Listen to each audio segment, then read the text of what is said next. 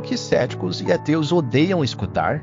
Neste áudio, Mário Persona explica a razão de muitos céticos e ateus taparem seus ouvidos às boas novas do Evangelho e ficarem irados contra os crentes. A verdade incomoda, pois o próprio Deus colocou a eternidade em seus corações e eles sabem que sua miserável vida na esfera material um dia chegará ao fim e terão de partir para se encontrarem com o Criador. O capítulo 3 de Eclesiastes, no versículo 11, diz que tudo fez Deus formoso no seu devido tempo. Também pôs a eternidade no coração do homem, sem que este possa descobrir as obras que Deus fez desde o princípio até o fim.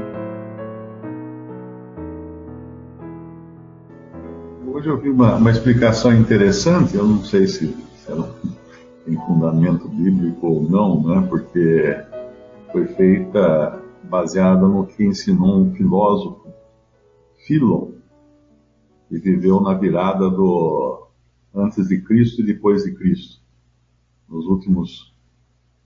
último século antes de Cristo e no início do primeiro século. E ele concluiu que existe Deus, claro, mesmo sendo filósofo grego, ele concluía que existia um Criador, que Paulo é aquele que Paulo chamou de Deus desconhecido, né? Quando Paulo foi apresentar lá em Atenas o Deus verdadeiro, ele viu que ele tinha lá um pedestal que era dedicado ao Deus desconhecido. Então Paulo não chegou batendo nele, falou assim: vocês são tudo adoradores de deuses falsos, vocês são tudo idólatras. Não. Ele buscou um ponto de contato com eles, assim como o Senhor Jesus buscou um ponto de contato com a mulher samaritana, que estava preocupada com água. Ele começa falando de água. E então Paulo vai ver aquele pedestal e fala assim: eu vim falar para vocês desse Deus desconhecido, que era um Deus que eles não conheciam, sabiam que existia, porque todos os homens nascem sabendo que Deus existe. Deus colocou a eternidade no coração do homem, mas os homens não sabem qual é o Deus, né? Que Deus é esse? E esse filósofo, Philon, de Alexandria, ele chegou à seguinte conclusão, porque ele viu que a matemática e a física eram disciplinas, eram coisas que elas andavam juntas. Hoje nós sabemos muito mais, que é verdade, né?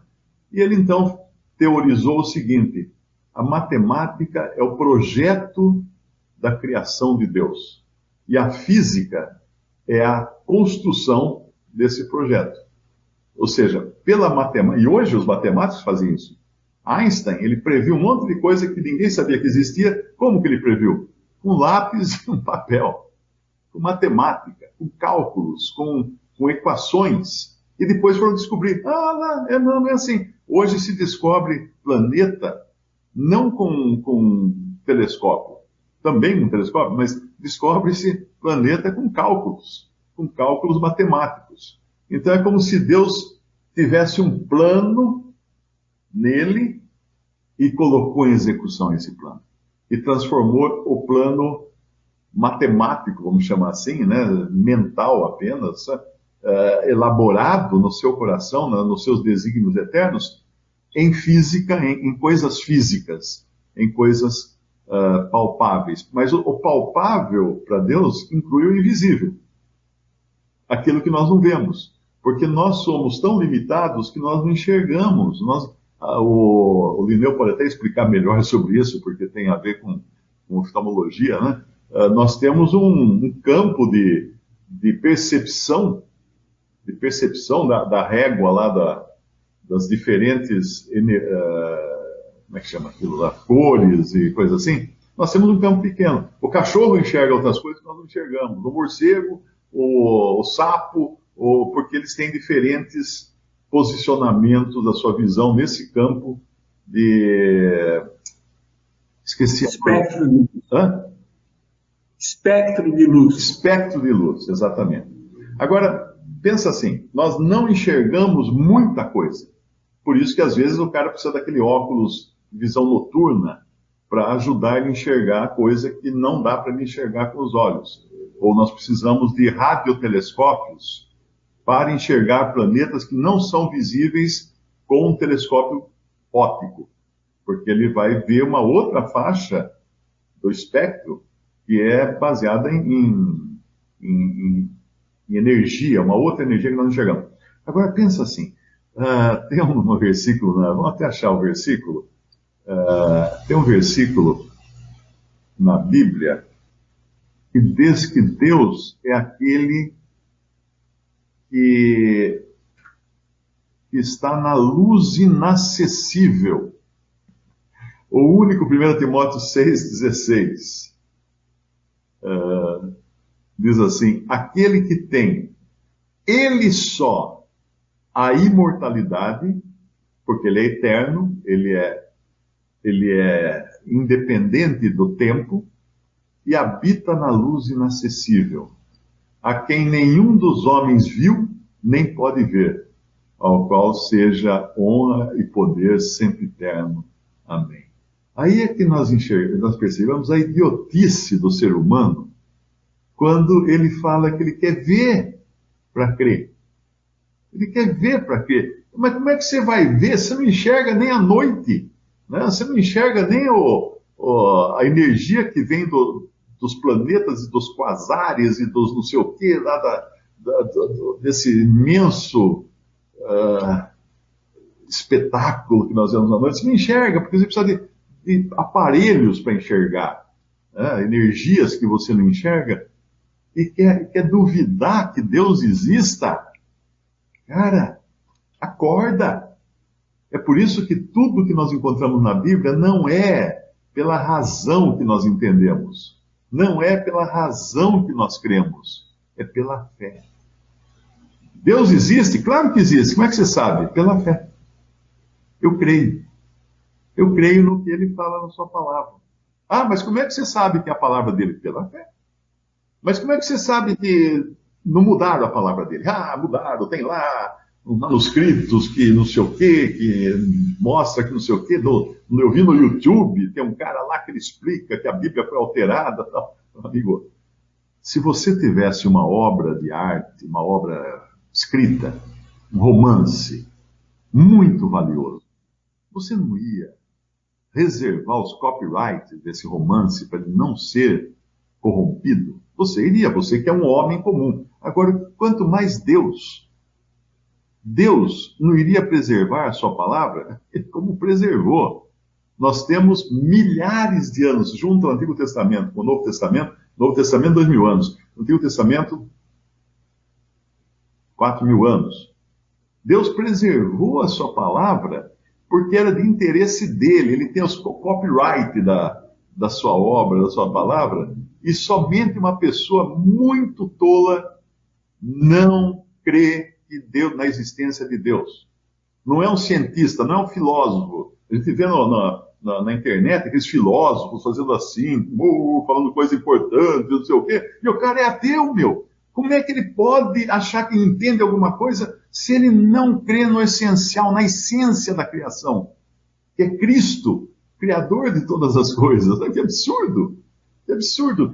Tem um versículo do Antigo Testamento, eu queria até mostrar aqui, que ele é muito usado contra ateus. E não é. O versículo não é isso.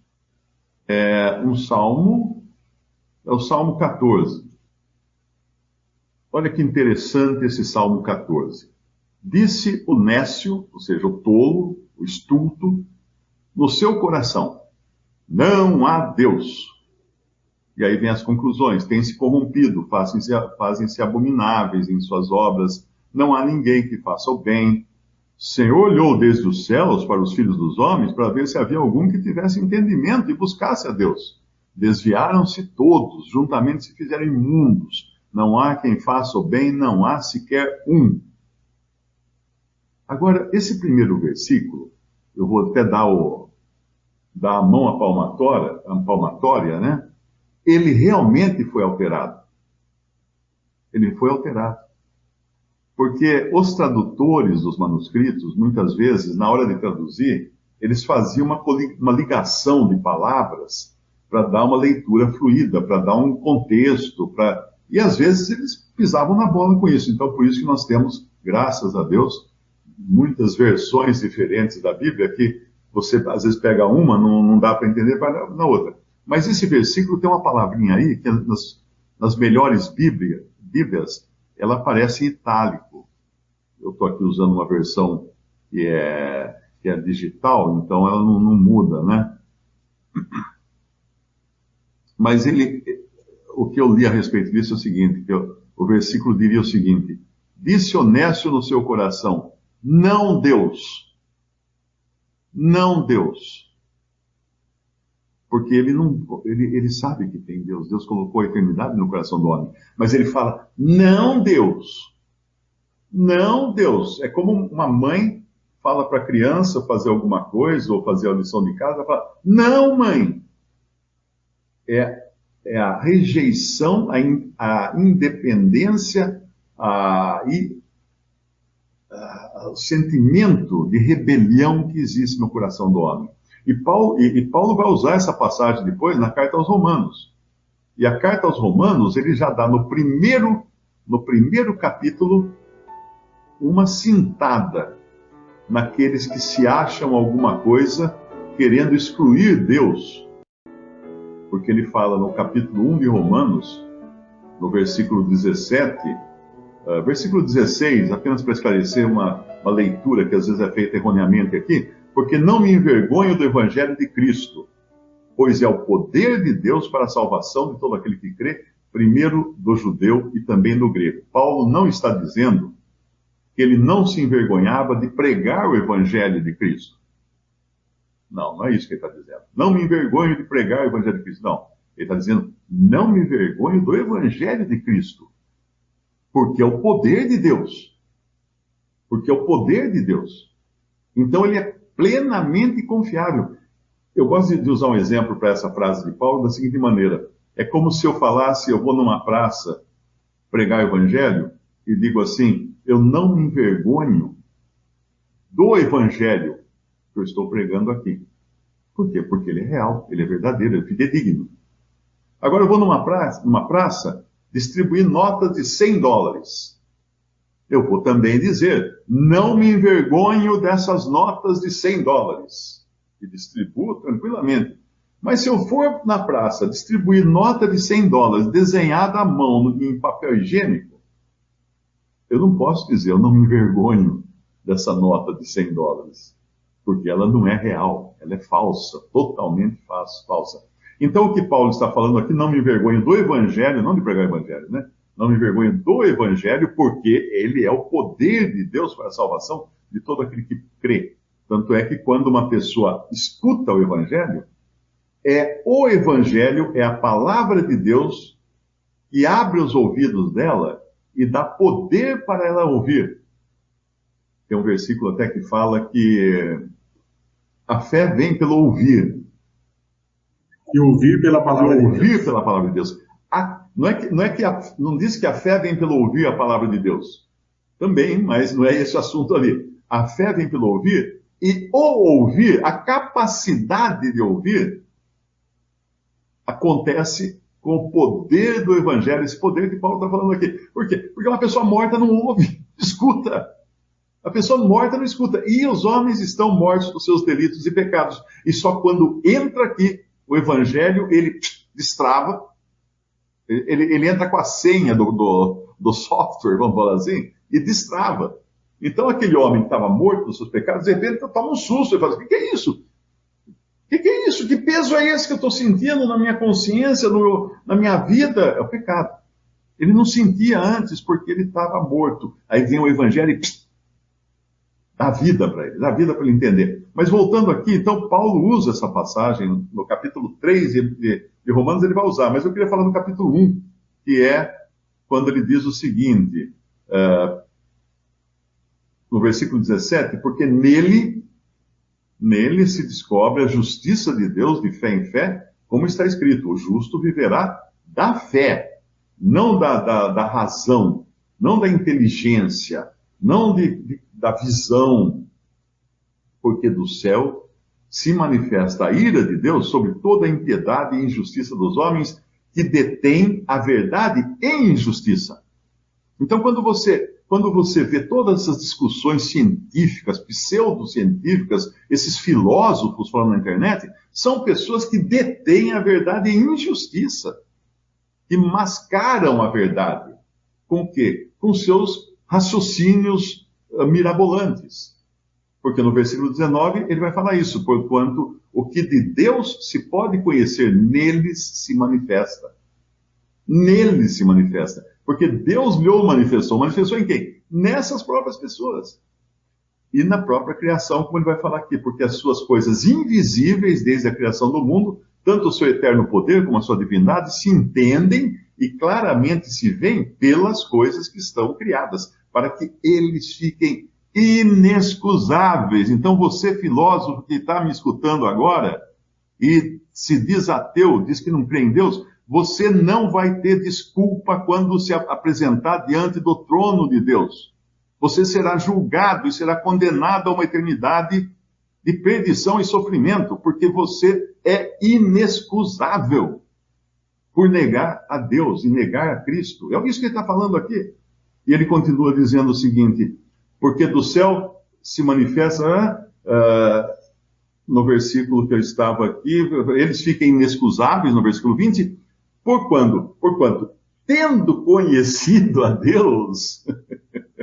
Eu lembrei agora de um ateu, que eu fui uma vez na casa dele, ele até já é falecido, eu espero que ele tenha se convertido.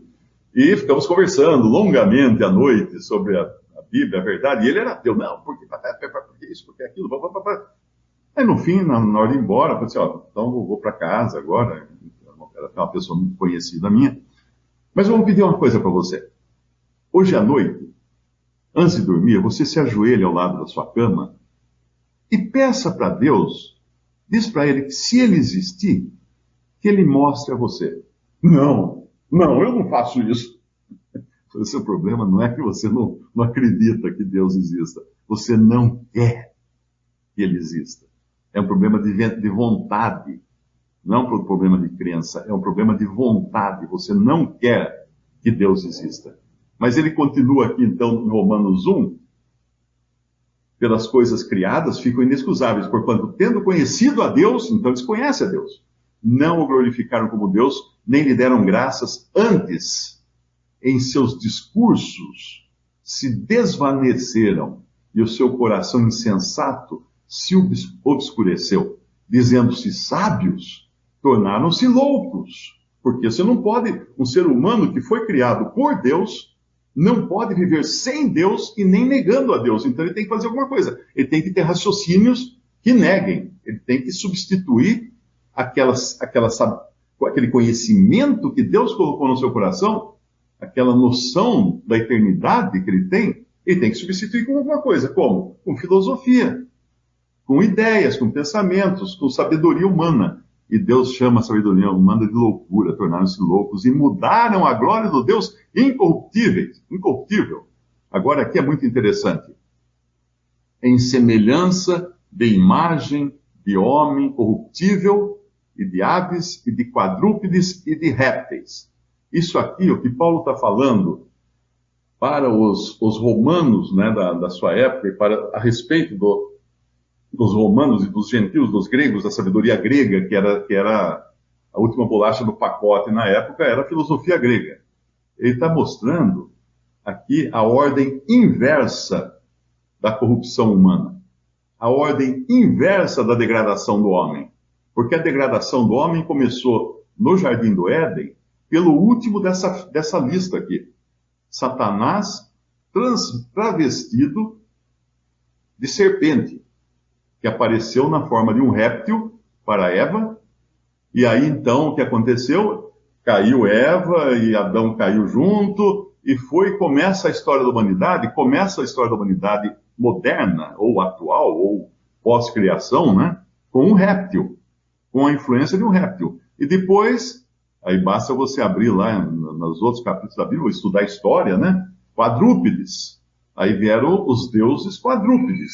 E depois vieram os deuses aves, até chegarmos na idade moderna, dos homens agora, que vão até o espaço e tudo mais. Homem, imagem de homem corruptível, isso é o humanismo. Chega aqui ao humanismo. Então uma pessoa que se acha muito sábia hoje, nada mais é do que idólatra. Ele é um idólatra igual àqueles que adoravam répteis, quadrúpedes e aves. Só que agora ele adora o homem. Ele adora a sabedoria humana. E qual a consequência disso?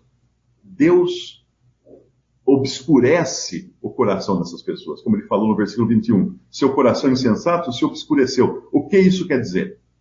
Deus coloca uma trava no coração do homem para ele não crer na verdade. Sim, quando um homem rejeita a verdade deliberadamente, insistentemente, Deus trava ele na mentira. Trava na mentira, ele não consegue. É que nem um computador quando entra um vírus e trava. Você vê a tela, mas não sai mais, não consigo mais acessar meus programas, porque o vírus travou você. Travou, você não vai conseguir mais. É isso que Deus faz com o homem ímpio que insiste na sua impiedade. Ele trava no pecado, trava no mal. Ele vai fazer isso, inclusive, no futuro, quando vier o anticristo, e aqueles que não creram na verdade, lá em 2 Tessalonicenses 2, fala assim, Deus enviará a operação do erro. O que é isso? É um vírus que vai entrar no homem. O vírus, eu estou falando aqui de exemplo, hein? Por favor, não vai falar que o Mário falou que vão criar um vírus que vai entrar no homem, tem um chip que vai pôr na mão, na testa, não sei o que. Não. Deus vai travar os que um dia escutaram o evangelho, veio o Senhor Jesus buscar sua igreja, levou embora. Aqueles que já tinham escutado não conseguirão mais crer. Deus enviará a operação do erro para que creiam na mentira todos aqueles que não deram ouvidos à verdade. Ele fez isso com Faraó no Egito. Quando Moisés foi falar com Faraó para deixar o povo sair do Egito, a Bíblia fala assim, o Faraó endureceu o seu próprio coração e não ouviu as palavras do Senhor que eram ditas por Moisés. Você passa alguns versículos, diz assim, e o Senhor endureceu o coração de Faraó para que não desse ouvidos às palavras de Moisés. O que aconteceu nesse período? No primeiro, ele endureceu o próprio coração. É como se Deus falasse, ah é?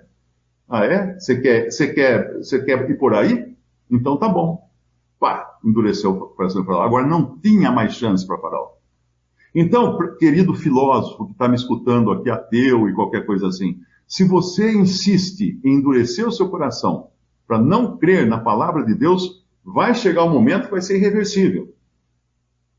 Aí ele endurece, como é a continuidade desse capítulo, que você pode ler em casa depois, no versículo, depois que fala que o homem transformou a verdade de Deus, a glória de Deus, em semelhança de homem, No versículo 24, entra a trava. Por isso também Deus os entregou as concupiscências de seus corações e a imundícia, para desonrarem os seus corpos entre si, porque mudaram a verdade de Deus em mentira, e honraram e serviram mais a criatura do que o Criador, que é bendito eternamente. Por isso Deus os abandonou a paixões infames. Aí quando você vê o mundo do jeito que está, toda a imoralidade, toda essa bagunça toda, você faz a pergunta, veja só, o que será que aconteceu? Então, Deus aconteceu. São pessoas que se negaram a reconhecer Deus e Deus os entregou a paixões infames para fazerem tudo que é contrário à natureza. Deus faz isso. Então, por favor, creia agora no Salvador que é Jesus. Creia na palavra de Deus para não sofrer essa trava no seu coração.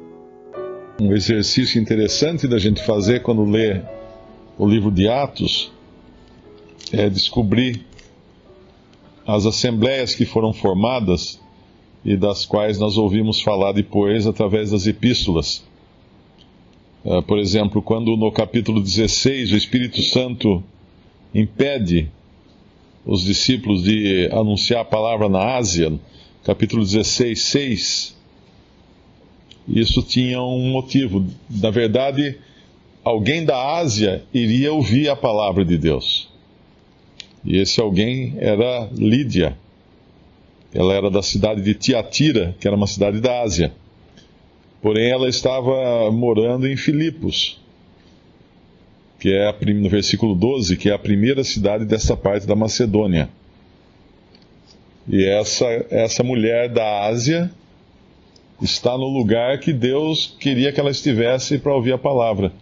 E ela vai abrir sua casa, e a sua casa vai ser provavelmente as primeiras reuniões da Assembleia reunida em Filipos, foi na casa de Lídia. E aí nós temos a carta aos Filipenses. Talvez nessa assembleia estivessem, além de Lídia, o carcereiro, e quem sabe até essa escrava que foi liberta do espírito imundo aqui. E depois, quando nós entramos no capítulo 17, nós lembramos aquela passagem que Paulo fala em Tessalonicenses, em 1 Tessalonicenses, do que aconteceu em Tessalônica. 1 Tessalonicenses, capítulo 1, versículo 7. De maneira que fostes exemplo para todos os fiéis na Macedônia e Acaia, porque por vós soou a palavra do Senhor, não somente na Macedônia e Acaia, mas também em todos os lugares. A vossa fé para com Deus se espalhou, de tal maneira que já dela não temos necessidade de falar coisa alguma. Porque eles mesmos anunciam de nós qual a entrada que tivemos para convosco, e como dos ídolos vos convertestes a Deus, para servir o Deus vivo e verdadeiro, e esperar dos céus a seu Filho, a quem ressuscitou dos mortos, a saber, Jesus, que nos livra da ira futura. A Tessalônica é justamente o capítulo 17, versículo 1. Eles chegaram a Tessalônica, onde havia uma sinagoga de judeus. E ali então se convertem algumas pessoas, e é dessas pessoas que Paulo vai escrever depois na carta aos Tessalonicenses, falando dos elementos que compunham a conversão deles. Primeiro a fé, no versículo 1 Tessalonicenses 1, versículo 8, a vossa fé para com Deus se espalhou. Depois, o abandono dos ídolos, no versículo 9, como dos ídolos vos convertestes a Deus. Aí vem o serviço para Deus e, obviamente, para com os irmãos, para servir o Deus vivo e verdadeiro. E aí vem a esperança do crente, e esperar dos céus a seu Filho. Esses elementos que estavam na vida dos Tessalonicenses são os mesmos elementos que deveriam estar na nossa vida: a fé, a separação dos ídolos, o serviço e a expectativa da volta do Senhor para nos buscar. Uma observação é que Deus nunca se deixou sem um testemunho, né? A gente, ao longo dos séculos, dos milênios, os homens sempre tiveram alguma coisa que ficou do conhecimento de Deus, conhecimento ancestral de Deus. Isso pode ser encontrado em todas as culturas. Apesar de todas as distorções que foram acrescentadas depois, o homem ele tem ciência de Deus, ainda que seja um Deus desconhecido para ele, como era aqui para os atenienses.